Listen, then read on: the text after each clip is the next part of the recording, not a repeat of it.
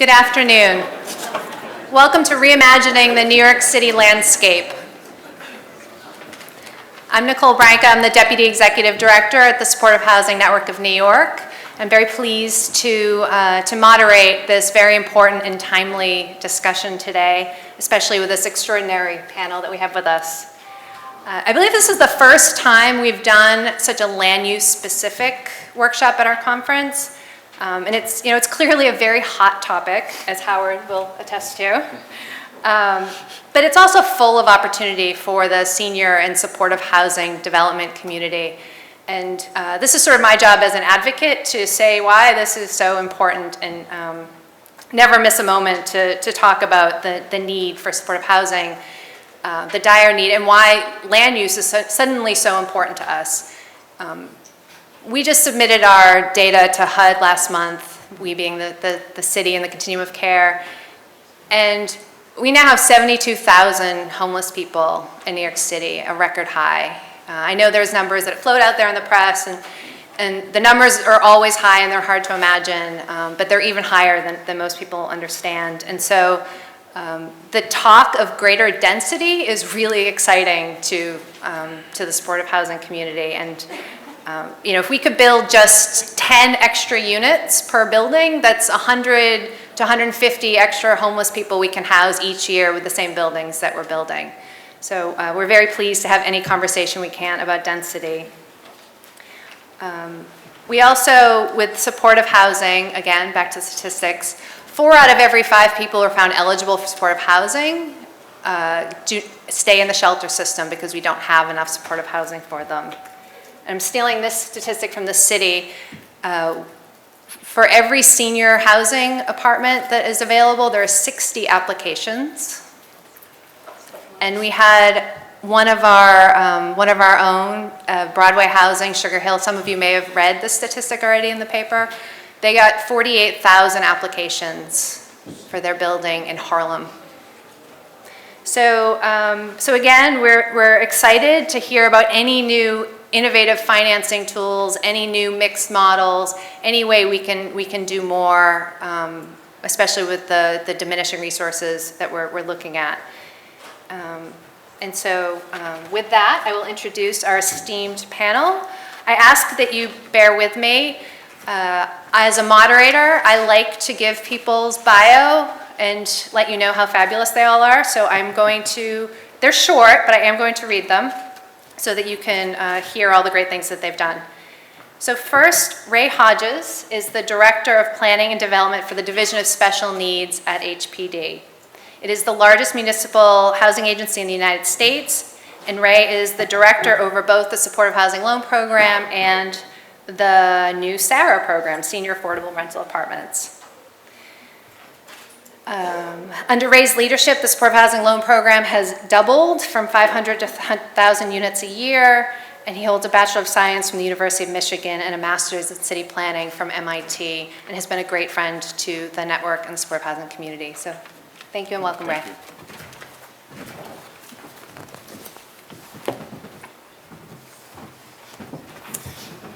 Thanks very much, Nicole. Very nice introduction. And hello, everybody. Happy to be here today. Like Nicole said, I'm Ray Hodges. She introduced me, though, so I'll just jump right in. You might have heard about a year ago, the city put out a new housing plan. It was called Housing New York. I'm just going to give a little update on where we are with some of the goals of the plan today, and then delve into some specific changes that we made to our supportive housing loan program that sort of reflect a lot of the goals that we have under the plan.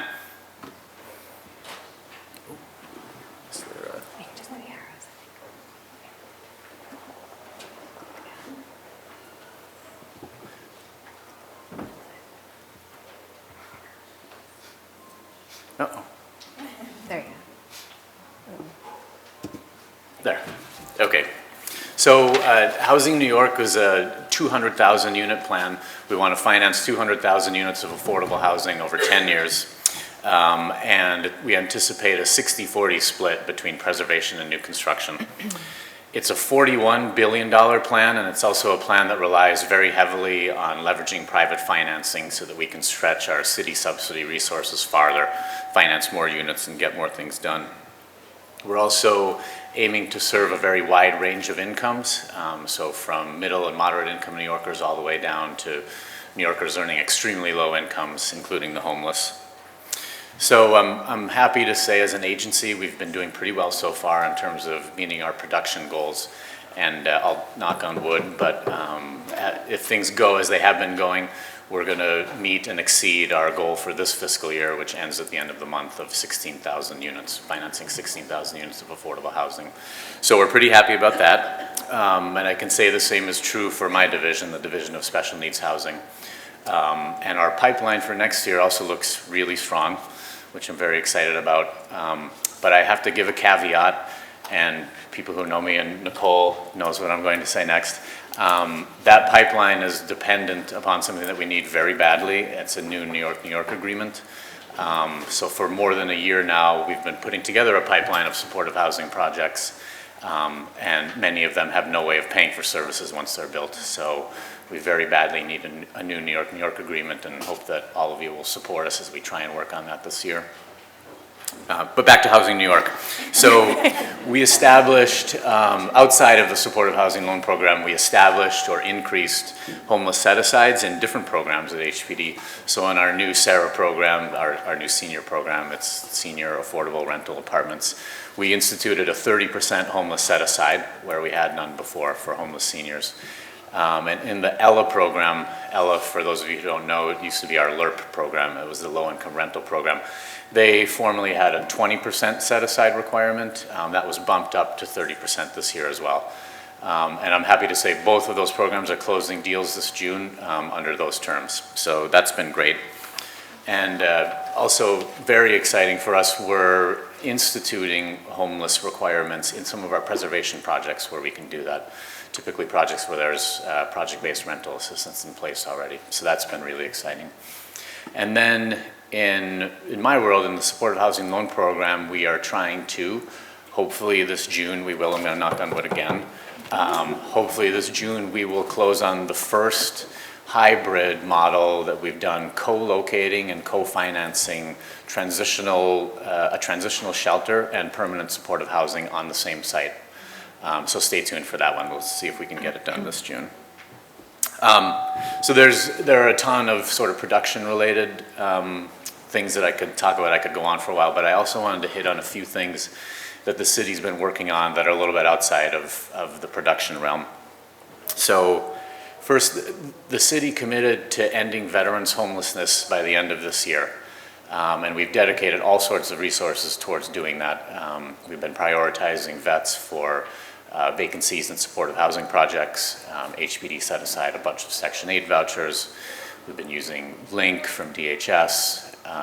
NYCHA set aside some units in their buildings. So we put all sorts of resources towards this, and things are going very well. I'm going to knock on wood a third time and say, hopefully we can get this done this year. It's pretty exciting. There's also been a ton of interagency work around coordinated assessment. So, we're looking to more quickly identify the best housing interventions for individuals and families when they come in.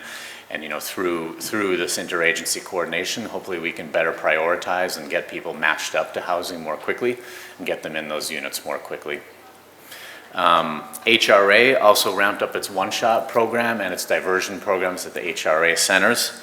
That's been great. HPD set aside 500 vouchers plus another 400 for veterans and survivors of domestic violence. We're also developing a new Moving On program with help from the Robin Hood Foundation. So that's in development right now. But of course, the goal there would be to help get services to people who are in our congregate supportive housing right now, but may not need to be there. Maybe with some level of aftercare, they can move out and be in the community. We can develop more capacity in our existing buildings. So I could go on. I could probably stand here for hours and list things, but I'm going to stop now. But hopefully you can see there's a lot going on, and I hope everyone can understand this administration and the city are very committed to addressing the issue of homelessness in New York City right now. There's, like I said, there's a lot more that I didn't cover, but there's going to be even more. There'll be more things coming out this year. So, and some of that, I'm talking mostly today about HPD-related things. Other agencies are involved. Howard's going to talk about some things that city planning is working on that can have, a lot of positive impact for supportive housing and definitely affordable housing in general. So, more to come.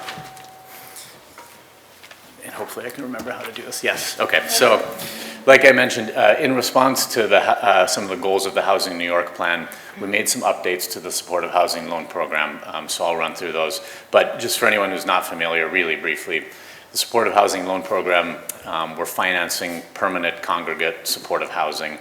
60% of the units are set aside for homeless New Yorkers who are referred to those units by either the city or the state.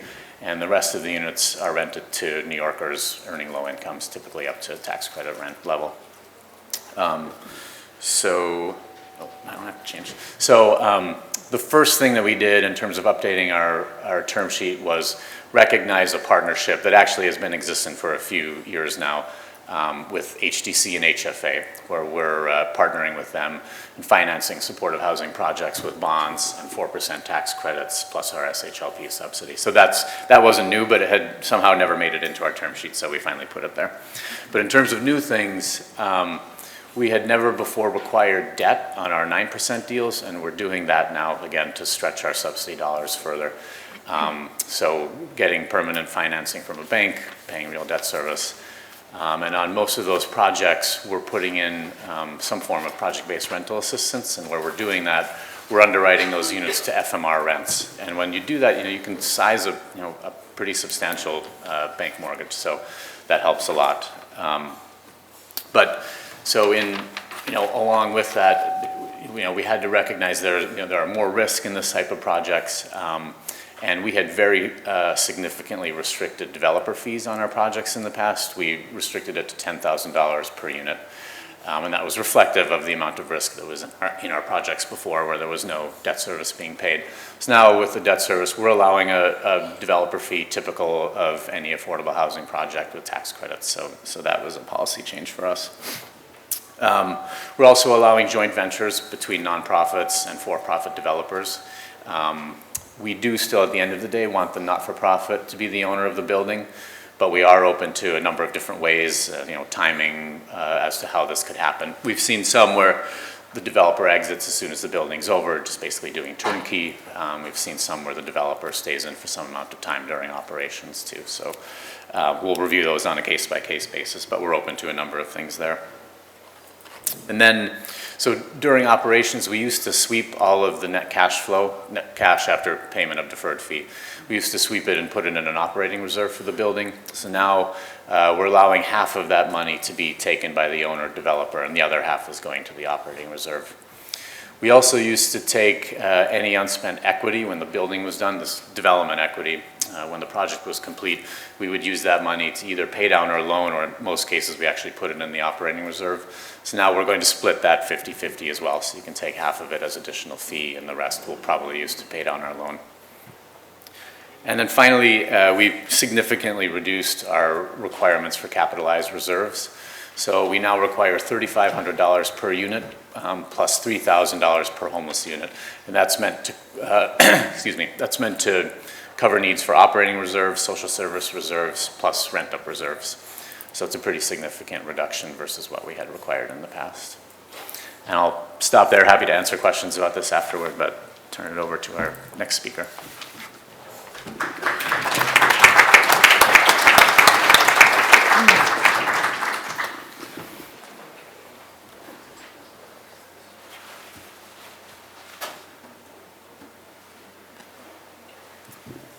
Our next speaker is Howard Slatkin. He's the Deputy Executive Director for Strategic Planning at New York City Department of City Planning. He oversees the department's activities for long-term and strategic planning, as the title implies, including the initiatives under Housing New York. I suspect he and Ray work very closely together. He has overseen the expansion and adaptation of the city's inclusionary housing program since 2005, and since 2010 has led the department's efforts to promote sustainability and climate resiliency, including zoning changes to promote flood-resistant construction and retrofitting of buildings. We'll have to have you back to talk about that some other time. He's been at DCP for quite some time and has done incredible work, including managing the Greenpoint Williamsburg neighborhood rezoning that created 2 miles of Brooklyn's East River waterfront to public access and mixed-use, mixed-income development. He received his master's degree in urban planning from Columbia University and a bachelor's degree in history from Brown University. And we're happy to have Howard with us today.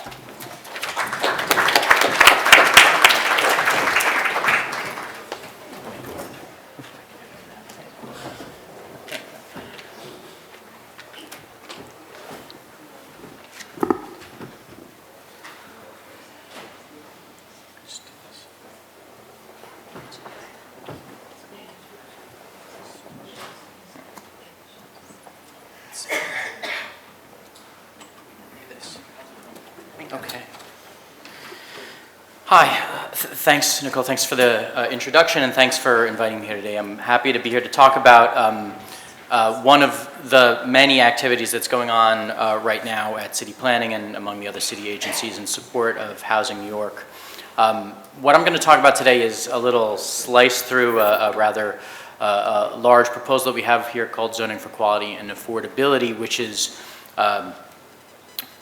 essentially an effort for us to look at zoning and how it supports the various objectives of the mayor's housing plan and how we can make certain changes that are going to really enable affordable housing, better enable affordable housing to be built, and also to provide for better buildings that better support the quality and character of neighborhoods. I'm going to focus specifically on some of the issues or the elements of the proposal that relate to senior and affordable housing here today. But the overall goals of the proposal are to remove these barriers that we know from working with practitioners, from providers that exist to, that make it more difficult to provide affordable housing. Encourage buildings. Interestingly, we found that some of the things that were making it difficult to achieve affordability are the same things that are difficult, that make it difficult to provide better quality architecture, for instance. We have a particular focus here on the promotion of affordable senior housing, which I'll go into in a little more detail in just a second. And then, in addition, a topic which I'm sure many of you are familiar with, which is the cost of providing parking and how that can be a real hardship for affordable construction around the city.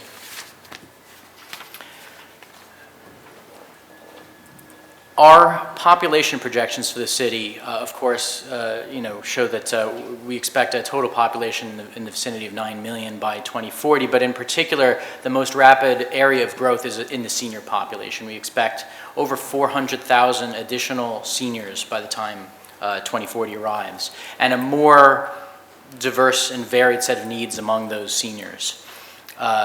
We know that senior housing is has enjoyed special treatment and special privilege in the zoning for decades. Since 1969, the zoning has allowed more floor area for senior housing in recognition that it has fewer land use impacts than other types of housing. You're talking about less effect on local schools, on transportation, and other sort of neighborhood service needs, and therefore has been allowed, at least nominally, more floor area. But one of the problems is that, well, so there are several problems. One is that the zoning hasn't really kept up with the way senior housing is provided over the years, and the same thing goes for long-term care facilities as well.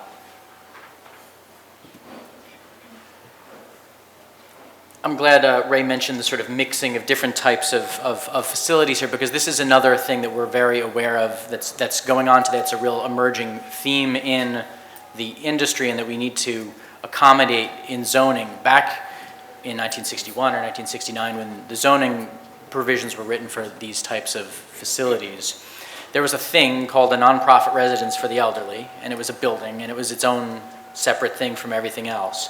Or there was a nursing home, which was its own box that sat separate from all other things. And today we know that people are trying to do a lot more in terms of mixing populations, mixing mixing residences and care, mixing different types of facilities, even putting like an urgent care and a nursing home together. So we really want to be much more flexible about the way that these kinds of facilities can be co-located, mixed within buildings, mixed within a site. And that's something that's really just not accommodated in the regulations today. In addition, there are outdated definitions in the zoning that refer to more or less defunct state programs and don't really reflect the way facilities are licensed by the state today. We really don't want to duplicate the process of categorizing, senior housing and care facilities. We really want to recognize what is out there in the world, what's being produced, and provide the proper avenue for each type of facility to be created. I hope I'm not feeding back too much for everybody. The ringing isn't just in my ears, is it? So the proposal for affordable senior housing and care facilities focuses on a few things. One, modernizing the definitions, looking at the definitions that the state uses for different types of housing and care facilities and accommodating those. Being more consistent about the way we apply floor area ratios to these facilities. I mentioned that senior housing has been allowed more FAR than other types of housing in the past. But that's not consistently true across the board. Some districts haven't been treated the same way, and care facilities are treated differently from senior housing. So we want to be more consistent about the way we apply those and essentially match those floor areas to the preferred floor areas that exist in the zoning for special types of housing today. Another item is increasing flexibility in unit sizes. Senior housing is subject to density restrictions like other kinds of housing, which may not make sense for certain kinds of senior housing. We want to allow enough flexibility for providers to provide smaller units where those are appropriate. We don't feel that the density restrictions in the zoning are important for this particular category of housing. And administrative obstacles, which is shorthand for special permits that many senior housing or care facilities are required to get. Essentially, there are a variety of different situations when one must, under the zoning, seek a special permit. Sometimes it's for particular kinds of nursing care facilities that have already been essentially approved by the state but have to go through another unnecessary round of review at the city level. The other is when you get this additional amount of floor area but you have insufficient room to locate all that floor area, so you have to apply for different height and setback regulations. And we feel that we want to eliminate as many of the layers of process and regulation as we can to make the process of development more straightforward, more timely, more cost effective, and make these kinds of facilities and housing more competitive with the other types of development out there. So let me move on for a minute to yes, it is 4th Avenue. There are some people who really recognize 4th Avenue. Unfortunately, this is kind of our, this tends to be one of our before pictures, shall we say. One of the things we found is that many of the regulations in the zoning are doing things that they weren't intended to do. They're encouraging, from a design perspective, flat, boxy buildings that don't relate well to the street, such as this one on 4th Avenue. But they also make it more difficult for affordable housing by forcing you to sculpt the building and shape the building in ways that are not necessarily economical. And for the types of housing that are more sensitive to increases in cost, this is a really significant issue. We think there are ways to address all of these issues consistently together. There are some minor relaxations of the height and setback limitations that would apply to all buildings to allow better shaping of buildings and avoiding this sort of flat boxy requirement. But there are also some specific provisions to allow additional flexibility for affordable senior housing and also inclusionary housing. These are two categories of housing that zoning gives more floor area to already today. And so the idea is that rather than say you get more floor area, but you have to fit it within the same volume that all other buildings have to fit it in, we would allow enough additional height to fit that additional floor area. And what that really amounts to is that in most of the districts that we're talking about around the city, about 95% of the contextual zones we have, it amounts to 1 or 2 stories of additional height that buildings including affordable senior housing or inclusionary housing would be entitled to. There are a couple of other sort of fine-tuning details here, but I really wanted to focus on that aspect of it and then move on to the other significant thing, which is about reducing parking requirements for affordable housing. this is, I run the risk of stating the obvious or preaching to the choir here, but it is expensive to provide parking. It can be $20,000 to $50,000 if you have to build structured parking. I'm sure many of you know all this already. And even if you're not providing structured parking, surface parking takes up room on the lot that could otherwise be used for open space, recreation, other types of amenities that are really important to populations that live in these kinds of buildings. In addition, the residents of affordable housing, particularly near transit, own fewer cars. We've dug into this and we've looked at the data on vehicle ownership. We've matched address by address the state's motor vehicle registration data to different types of housing. We found that affordable housing near transit has a lot lower levels of auto ownership, and the levels are extremely low for low-income senior housing. You can see in the chart in the bottom right that we're talking about near transit, 5% of residents of HUD 202 projects had vehicles. Nonetheless, the zoning today requires about 10 to 35% parking for those facilities.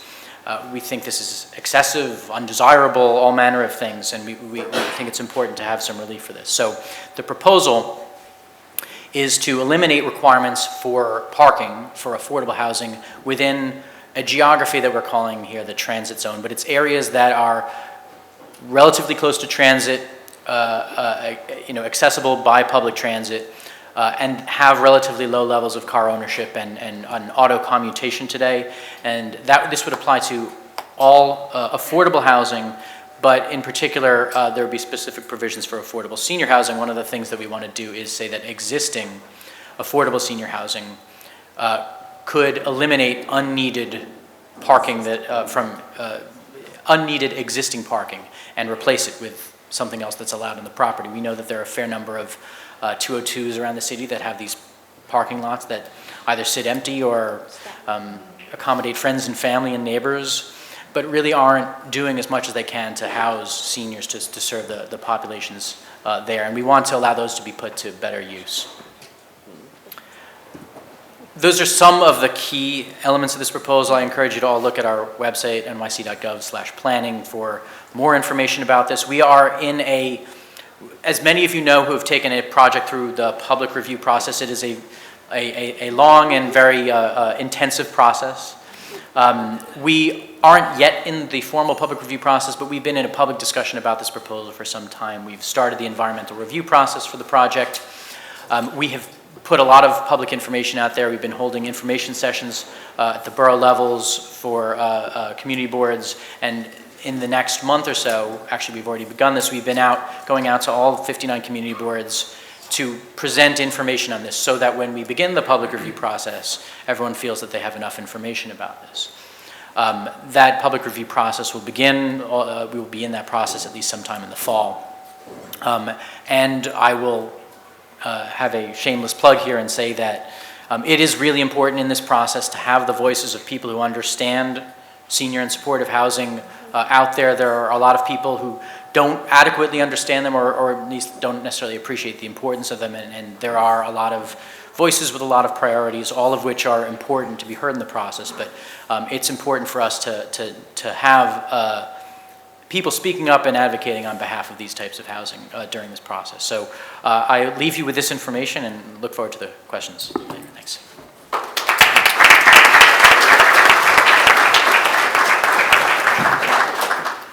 So we apologize for giving you that much detailed information this late in the day, but this concludes the end of the PowerPoints and the data dump that we just did to you. So we knew that going into this, and we asked Councilman Lander and Michelle DeLuz to come and talk about what does this mean citywide, what does this mean to the community, and what does this mean as a developer and former developer. So I'm going to introduce the two of them and then have them respond, and then I'll do a little bit of Q&A and then open it up to the floor at the end. So I doubt that Councilman Lander needs much of an introduction, but I will do it anyway. Brad represents Brooklyn's 39th district, including 4th Avenue. He is Deputy Leader for Policy in City Council, co-founder of the Council's Progressive Caucus, and chairs the Committee on Rules, Privileges, and Elections. While none of these positions have housing in the title, I think we all know that Brad will always be one of our finest housing advocates inside and out of government. Prior to City Council, he was at Pratt Center for Community Development and then at Fifth Avenue Committee for the 10 years prior to that. He sits on many, many, many boards. Everybody gives him awards and has 17 degrees. It's all true. I have to say that the awards are better before you get an elected office, when you really just feel like around budget time. There's a lot of people with flags, so at that point. It's wonderful to be back. It's been a little while, I was saying to Nicole, since I've been at the Supportive Housing Network Conference. I was a long-time attender in my time at the Dept Committee, and it's great to be on this panel with Howard and Ray and Michelle. And to see 1,500 people out here today, it's a great community. It's wonderful to see how much it's grown.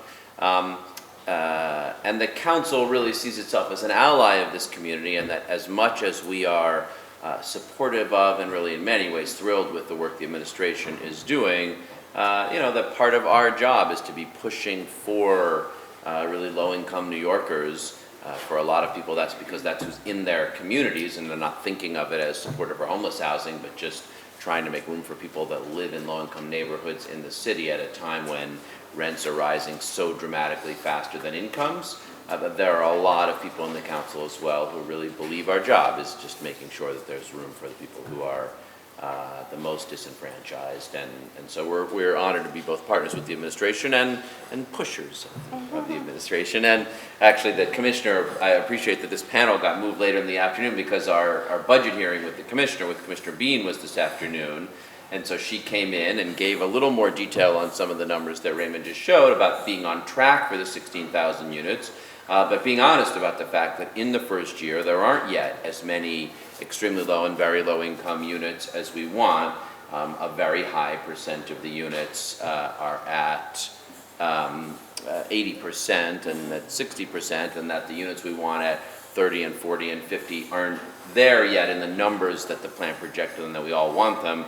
Now, so first, it's great that the extremely low income and senior programs are up and running. They only got created last fall. It's wonderful to hear a couple of those deals are closing, and hopefully we will see more units as a result of that. But there are some additional things that we need to do, many of which the administration is already advocating and pushing, but I think some that this community also needs to keep pushing on because resources are finite.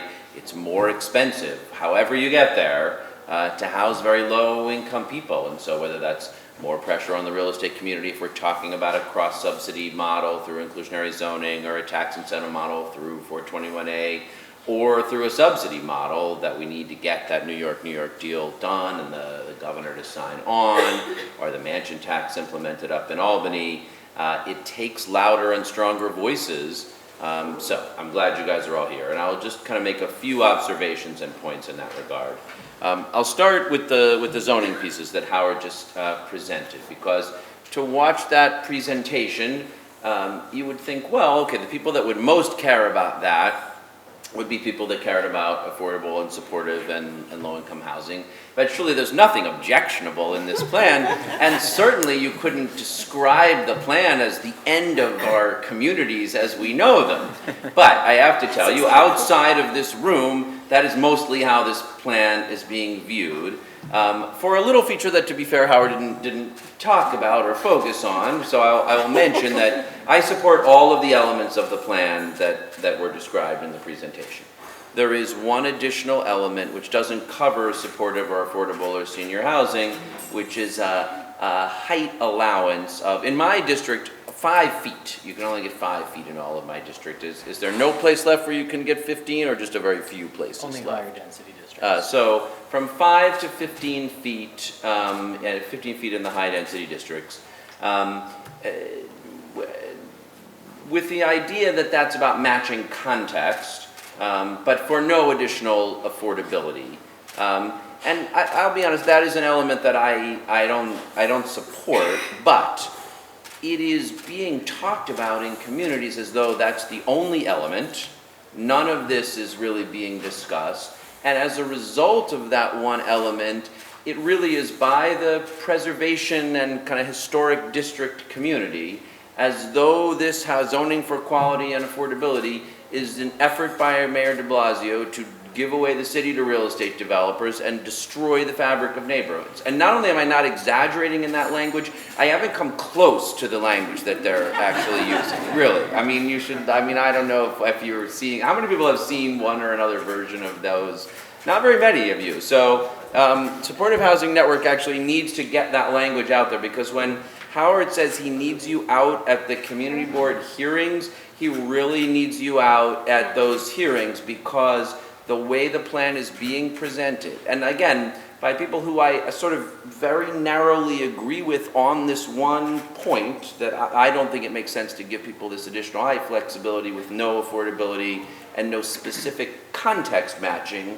But in any case, it is one of 18-ish, a lot of proposals in this plan, and it is being described as the only one and with a real level of opposition. And this goes to the point that Nicole made at the beginning, that there's plenty of people here who see the value of density in achieving affordability and supportive housing, but there is out in New York, for reasons that I think we all understand, in neighborhoods, seeing neighborhood change, seeing gentrification, seeing new development, that is in some cases dramatically out of scale with what's been there before, feeling like the kind of quality of life in neighborhoods is being eroded.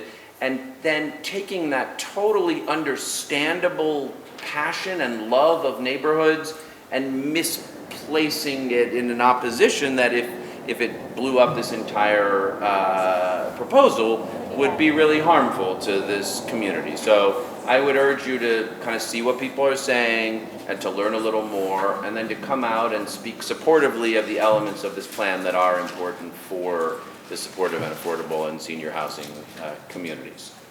And that actually is going to be important as well in the rezoning context as well, where I think you see people feeling some of those same issues, whether that's in East New York or Sunnyside or East Harlem or the Gowanus or the other places that people are starting to look at for some additional housing development.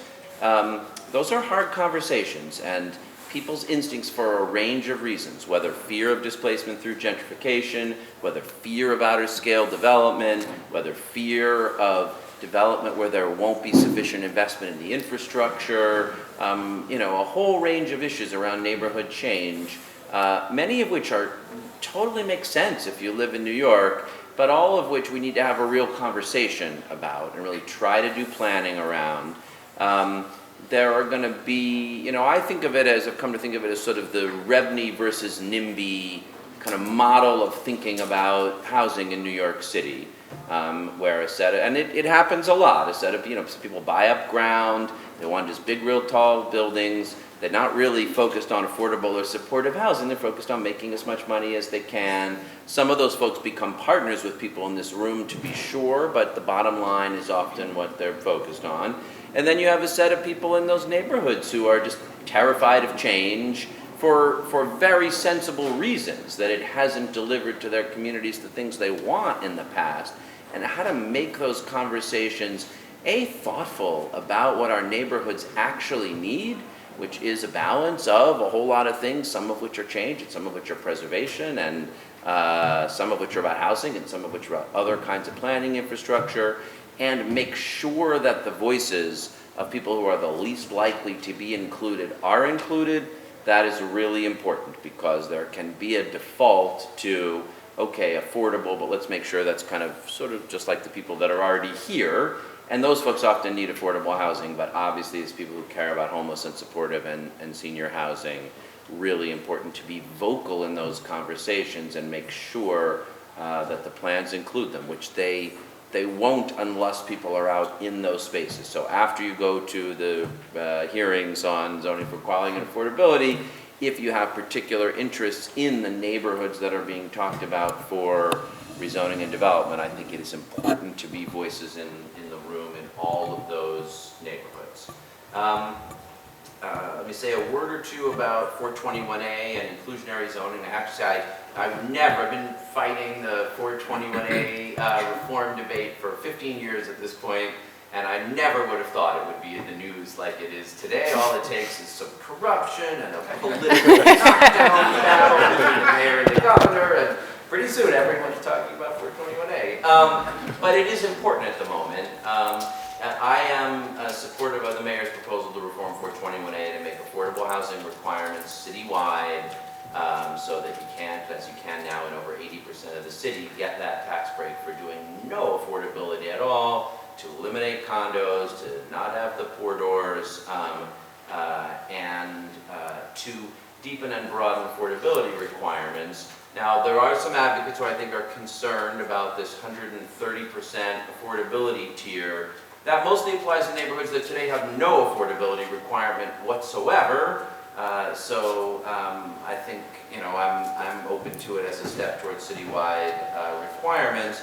Certainly one good feature, and that does speak to the folks in this room, is that for the first time, 421A would require going down to 40% of AMI, lower than the 60%, for 10% of the units in what would now be 75-25s instead of 80-20s. And that is a space where I think supportive and senior housing organizations should be able to work with developers to make something happen and get some units that really haven't been available before. So I think it's important for people both to be supportive in the remaining days and then try to make some deals that get those units brought into people in this community. And then one very encouraging thing that HPD and City Planning said at the hearing the other day is that there is a commitment in the new, coming soon, mandatory inclusionary zoning proposal, another thing I really never would have thought people would be so interested in, to where inclusionary and 421A overlap have deeper affordability requirements. We haven't seen what the numbers are on that yet. They'll be put forward this summer, we're told. But that's another place for, I think, the supportive housing community to look and see what's possible in getting some of those more deeply affordable units. Inclusionary has even more pull or incentive to include nonprofit and affordable housing development partners than 421A does. So it's another place where I think there'll both be deeper affordability and a stronger push for supportive housing partners. And I'll just close by naming and not diving in on two other areas that I think are also important. Maybe we can talk about those in response to questions. One is the commissioner talked about focusing more on RFPs for city-owned land as being a thing that'll be more of next year. And that's obviously a place where making sure the RFPs include incentives, requirements, or priority points for supportive housing is important. And then the NYCHA plan, Next Generation NYCHA, which also for the first time includes a really thoughtful approach to a new generation of senior housing in particular, which I think is one of the very exciting elements of both the NYCHA plan and the city's overall affordable housing plan. So maybe we can learn a little more about that from, NYCHA's not here, but I'm guessing these guys can help us see it. And that really also seems like a great opportunity for a next generation of very low income and low income seniors. Thank you, Brad.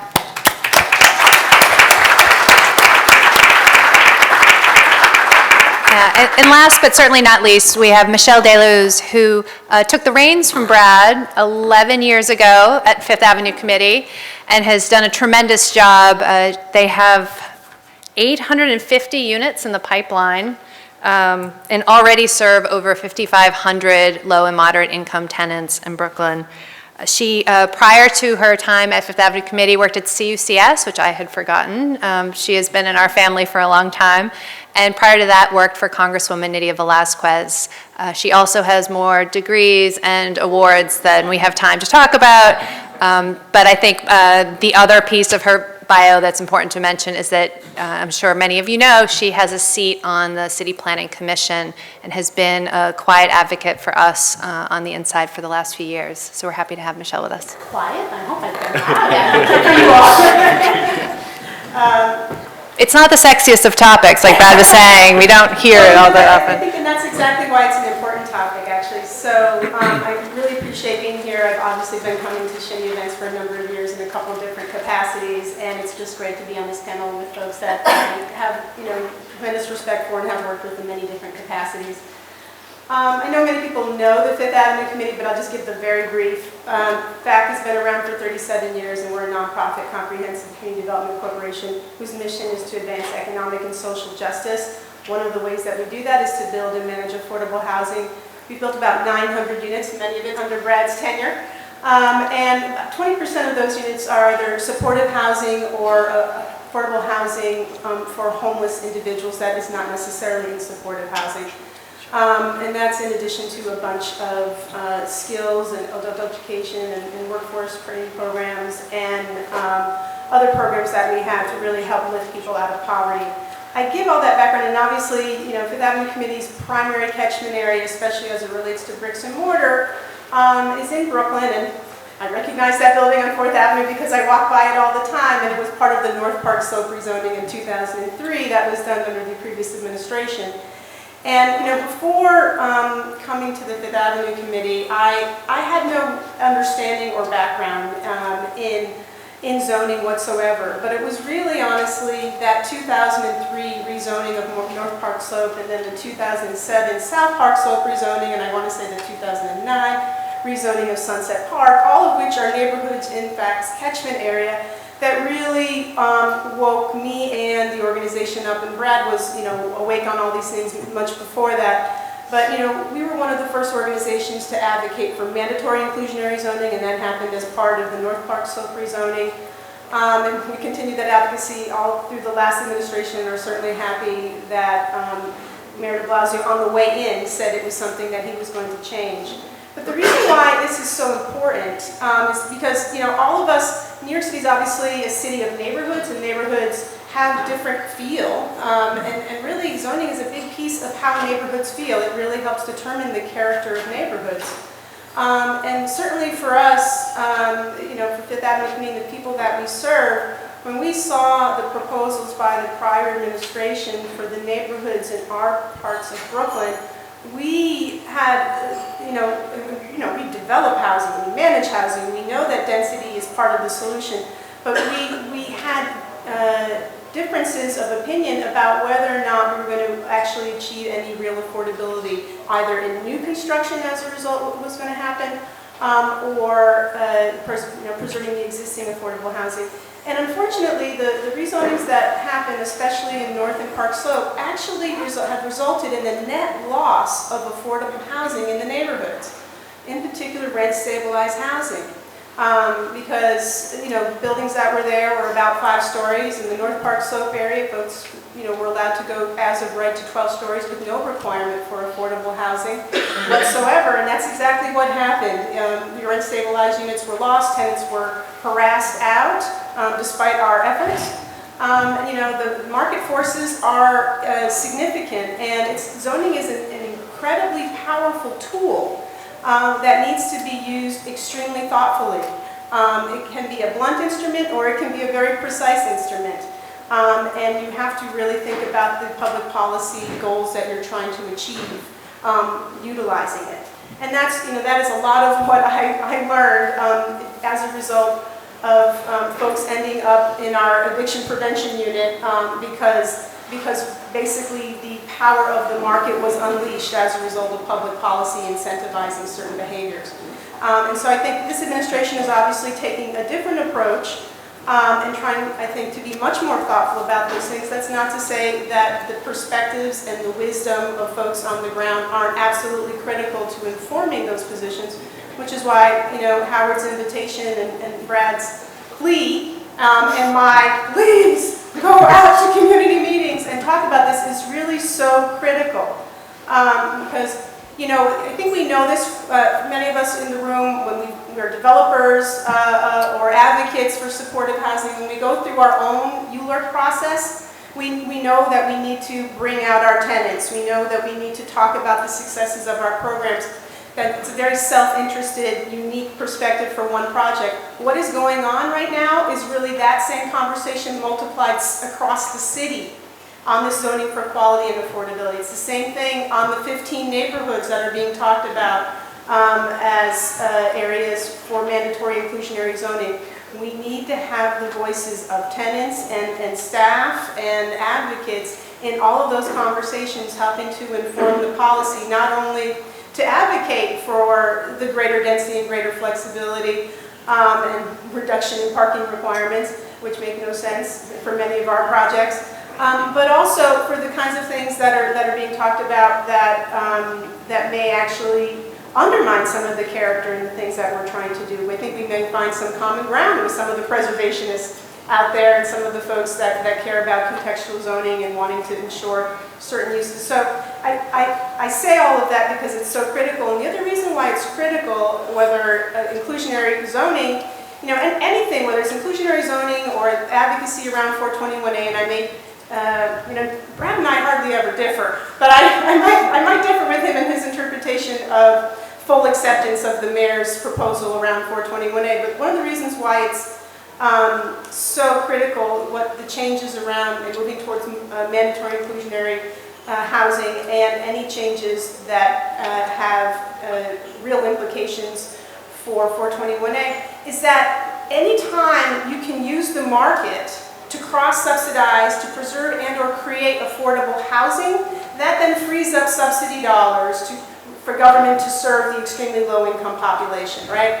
If through inclusionary housing we can create 10, 15, or 20,000 units for folks at 80% of AMI, then that is money that the government doesn't have to subsidize, and it can go towards the populations that we're talking about. Same with 421A. So it's so critical that folks really connect the dots between the larger conversations around zoning and tax policy and what it means to our populations, and quite honestly, to the work that we're doing on a day-to-day basis. It's absolutely critical. And to the extent that folks can get out there and be a part of that, I think it would be helpful. I'll stop there, and I'm sure we'll touch on many more things. Thank you, Michelle.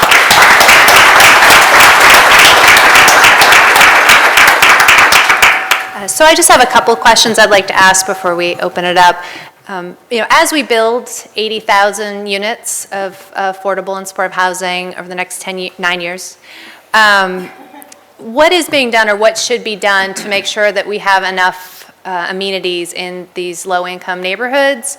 Oftentimes I go to events and I hear about, are there enough schools? Is there enough daycare in these neighborhoods where we're doing a lot of construction?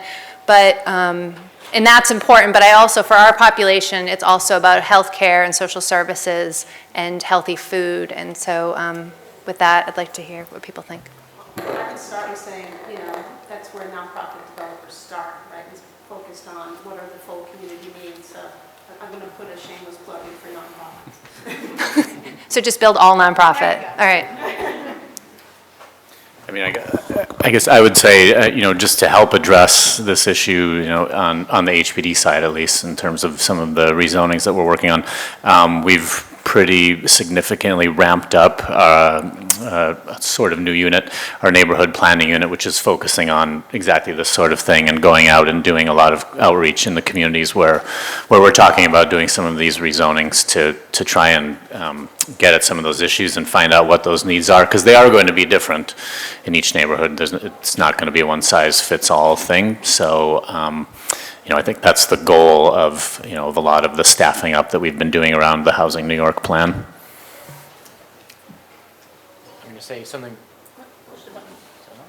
Did I turn it off? I'm going to say something somewhat similar about what city planning is doing with our neighborhood planning initiatives, where there's really a focus on looking not at planning as a way to change the zoning and increase the amount of housing that can be built on its own, but looking at that in the context of what are the community needs, what are the sort of access to employment, education, services, what are those needs and how can we serve them within communities? How can we bring the resources to bear to provide funding to accomplish some of those things, and what can we do up front early on as part of the process to address some of those needs? And obviously, that's only part of the picture. There are ongoing and evolving needs as communities grow and develop, but it's really been a major focus in the way that we look at planning in neighborhoods. You put $1 billion in the budget. Yes, yes. Well, I don't know. Maybe they're going to ask for it if I put it. No, but there's a neighborhood development fund which has been established essentially through the budget process, which is designed to go towards accommodating those types of needs in communities to support growth, to support development, to support community services that go sort of above and beyond the ordinary needs of the community, but really speak to the needs of growth in communities. Thank you for the prompt. I think this is going to be a really very interesting area to watch, and especially those people who are focused on neighborhood level issues and development will be paying real close attention in the years to come. And there is a tension here between moving rapidly to produce units and respond to the affordable housing crisis and plan thoughtfully for the future of neighborhoods. And that can be a productive tension. It can also be a hard one. I'm a planner, and as much as I love housing, I really would prefer to put more planning in place first. I'll be honest. I wish that the crisis that were on us didn't have such a feel of urgency, that we could actually have taken a step back and done really some citywide planning, right? The best way to start is to say, let's look more comprehensively at the city, at the places that we think growth makes sense, and try to have a fair process so that those communities that then wind up facing growth at least understand why was our neighborhood chosen, and you can point to infrastructure issues and start to plan for the infrastructure that's needed to sustain growth. And then take the time in each neighborhood to really dive in and say, look, there's going to be a sort of fair share approach to increasing density here, but it's also going to be done in a way that takes into account making neighborhood life better in a whole range of different ways. And some of that is definitely happening through the resources and the planning. The HPD and city planning are stepping up, but it is being done at a speed driven by an affordable housing crisis that makes it harder to do. So that's going to be something to, is underway already in East New York and East Harlem and the Bronx neighborhood zoning, and that is going to be coming. In my district, we tried starting a year and a half ago, or maybe 2 years ago now, in the area around the Gowanus Canal to get out in front and try to do precisely this kind of planning and thinking. We're hoping to be able to work with the administration on a plan that achieves affordability through some additional density, but that also recognizes a real variety of kind of infrastructure needs, and they look different places. In the Gowanus, we have to deal with the fact that it floods when it rains, and we also have the great opportunity that there's both some manufacturing and maker jobs and a really interesting arts community that we need to figure out how they fit in and how that relates to the existing public housing that's nearby and the new affordable housing we want to create. Those can be wonderful opportunities to bring those amenities, but getting them takes both the money, so it's good that that's in the budget, and the staff capacity, and the nonprofit and civic and community organizing. And those processes can be great, and as everyone in the room knows, they can also get pretty messy. And I think it'll be one of the very interesting things that plays out in the city over the next couple of years. But the more people who help us get beyond that REBNY v. NIMBY debate and infuse it with the things that matter for the future of the city from a real values-based point of view, the better off we're going to be. The only thing I would add on that point, one of the definitions of leadership is helping organizations or people change at a pace that they can digest or accept. And I think that is part of what's going on here. And I think we have the affordable housing crisis, we have all these other needs in neighborhoods, and we really need to talk about all of these things holistically so that we're not missing opportunities to link things. And I think, the consequence of not doing so, honestly, are lawsuits, which are just going to slow things down and really not help any of us, whether, no matter what side you're on, if you want to take sides, to achieve the things that we care about. So I think it's important that, that it's a thoughtful process.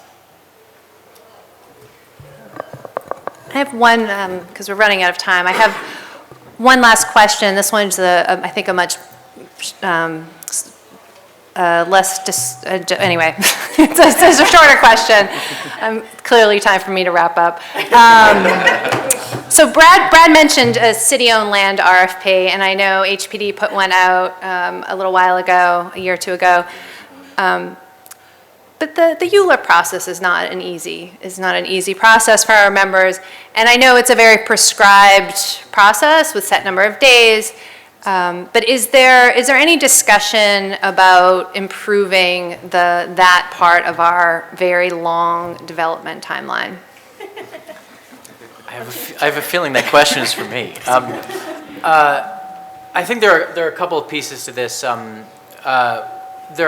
One of them is that, as I outlined in a couple of parts of this proposal, if there's not a need for a ULURP process, let's not have one. I mean, obviously there are decisions that require that kind of scrutiny and review, but if there are decisions about whether a facility is needed in a neighborhood, but the state has issued a certificate of need, do we need to have a public review process to have that conversation? I think the answer in that instance would be no. Then there's the public review process itself. ULURP is something that everyone loves to hate. It is finite, but it doesn't feel that way.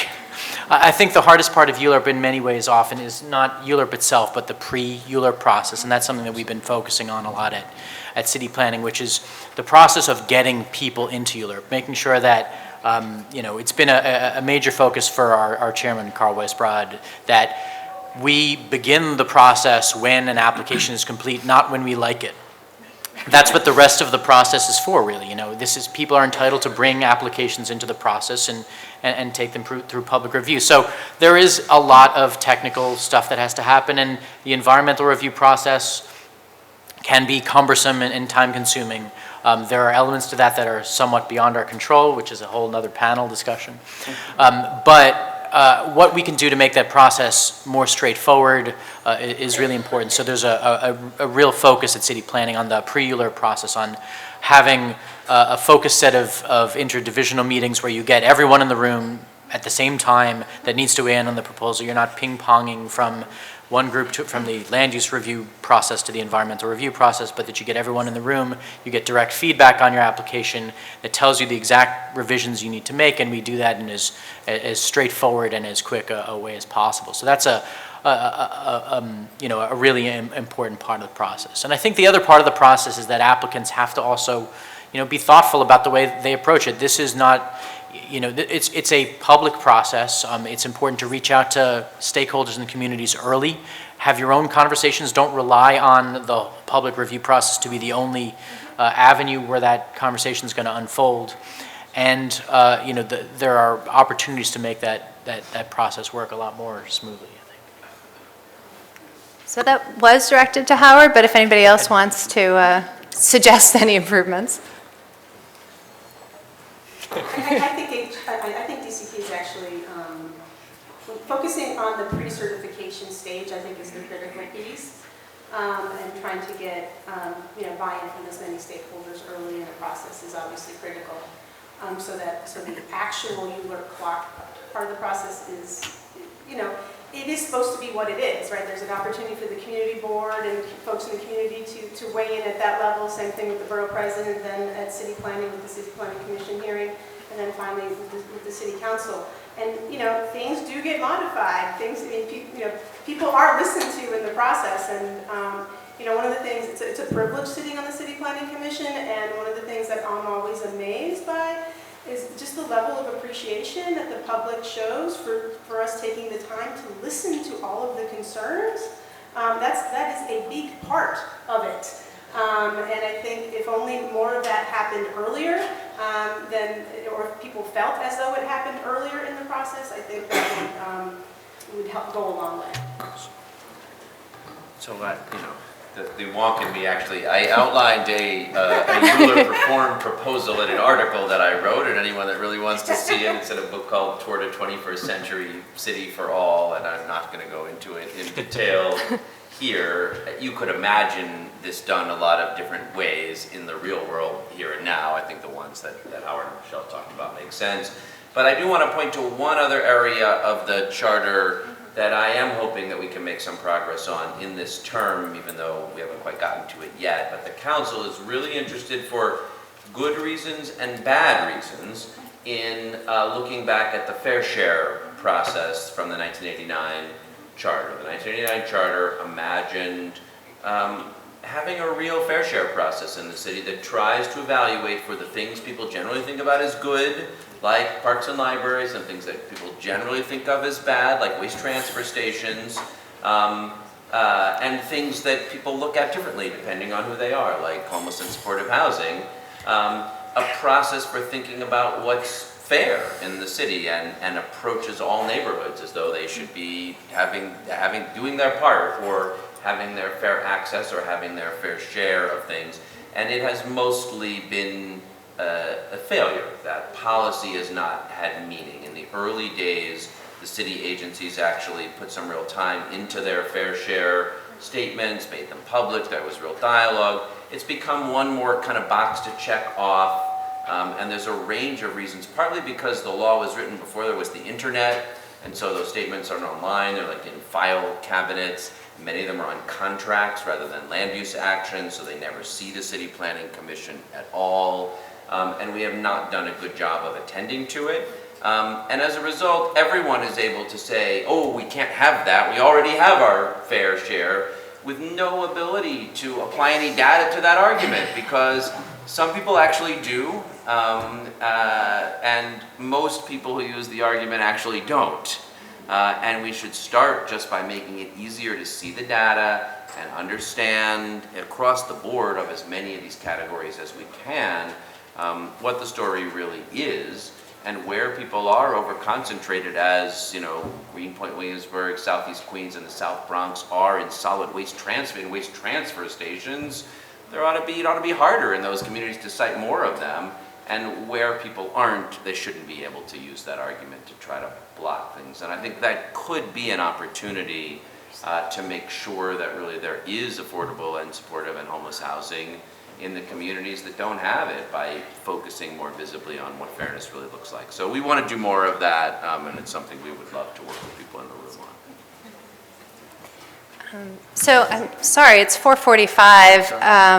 If the panelists can stay for a few minutes, we'll take questions up here, because I did want to end. I wanted to end with questions, but more importantly, I want to make sure that everybody joins me in saying goodbye to one of our panelists. Many of you probably have heard Ray Hodges is leaving us for California. Appropriate response.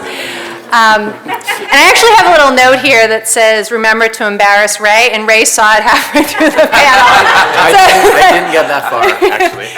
There's something lost here with that. But I want to take a minute to say what a pleasure it's been to work with Ray. And while he's been at HPD over the last 8 years, he has helped oversee thousands and thousands of supportive housing units get built. And he has fought tirelessly John, if he's still here, with builds, with OMB, to get every last unit built. And I know that, and he's there at 7 o'clock, 8 o'clock, 9 o'clock when I call him, and he's always been responsive to everybody. And it is a big loss for New York City. So I would like everybody to join me in a big hand of applause for Ray.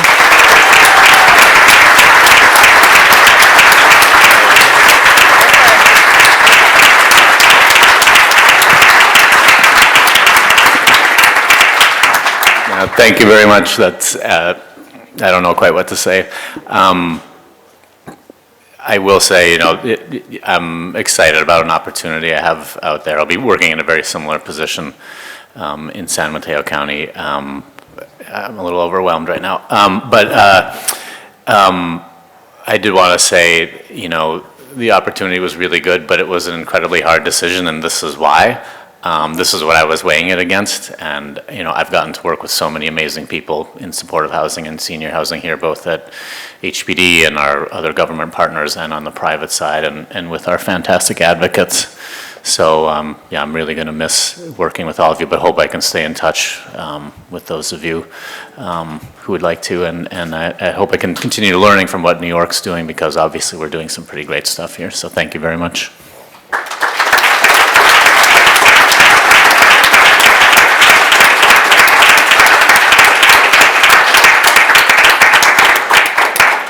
And just thank you there's no nice way to end that after, after that. But I do want to thank all of the panelists for joining us today, and all of you for sticking it out till almost 5 o'clock.